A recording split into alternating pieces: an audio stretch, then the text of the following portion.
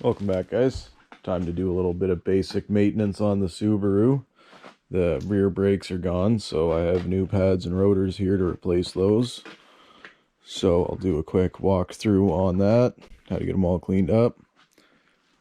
All you need is basic socket set, something to get the tires off with, and then you'll want a C-clamp to turn in the brake piston, brake cleaner to clean the rotors. Never seize for the bolts. If you live anywhere rusty, will make your life a lot easier in the future. And I always use dielectric grease on my brakes, and I've never had a problem with it. It seems to work really good. So I'll get the car up in the air, put it on stands, get the tires off, and we'll go from there.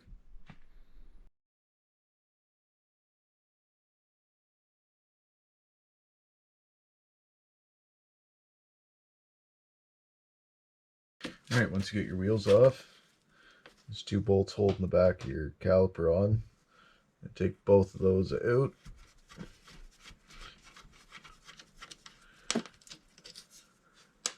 Then you can pull the caliper itself off.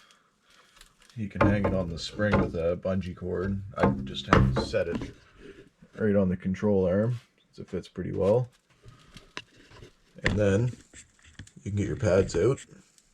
As you can see, they stick a little bit in the slides, which is why it's important to take it all the way apart and clean underneath these little tabs here. They'll get rust or dirt under them, and that'll jam your pads. And that's typically what causes something like this, where one pad is worn out and the other pad is pretty good shape. So you don't want to see that. So it's always worthwhile to take the extra couple minutes, take everything apart, make sure it's all cleaned up and well lubed. And you won't have any problems with your new brakes.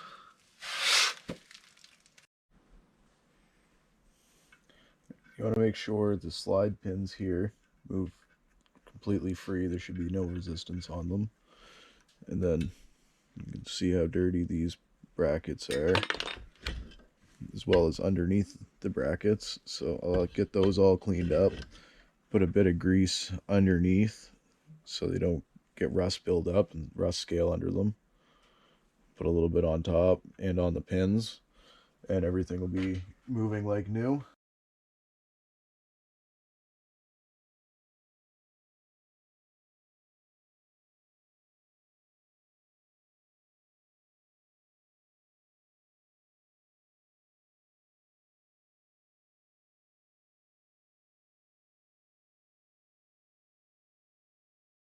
Now we need to take the rotor off. Nice trick to know is a lot of these caliper bolts that come out of the slides will screw into these holes here. So you can thread those in to pop the whole rotor off. But you also have to make sure, first thing I always check, at the e-brake handle, there is an adjustment. In this car, it's just that nut there. But if you don't loosen that off, that can be snug, and that'll hold the brakes on, and it'll make it hard to get the rotor off. So if the e-brake's down, that's backed off. You can drive those in. I already broke this free, so I can just pull it off.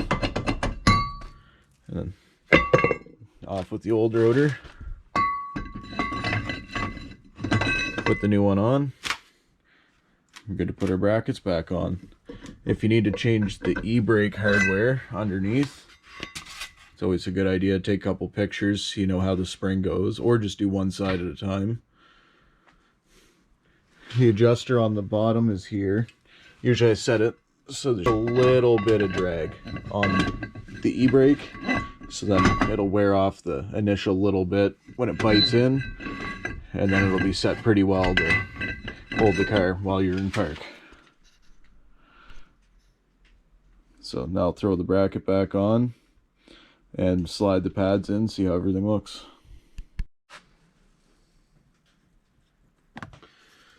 Alright, put the two bolts back in the rear bracket, and then the brake pads just slide right in. And then the last step before you put her together, this caliper has to be turned back in.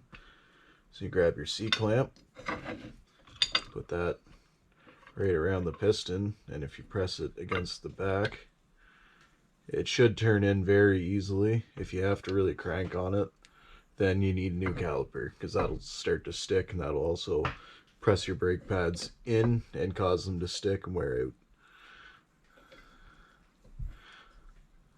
Turn that the rest of the way in, just like so. You'll feel it once it bottoms out. You don't want to press too hard on it. And then it'll slide right over the new brakes. Put your 2 bolts back in. Once these bolts are tightened, you're ready to move on and do the other side. Once both sides are done, you're going to want to pump the brake pedal a couple times until you feel the pressure come back. It's normal for the pedal to go right down to the floor a couple times to get the piston pushed back, and then you're ready to go for a drive and brake in the new brakes.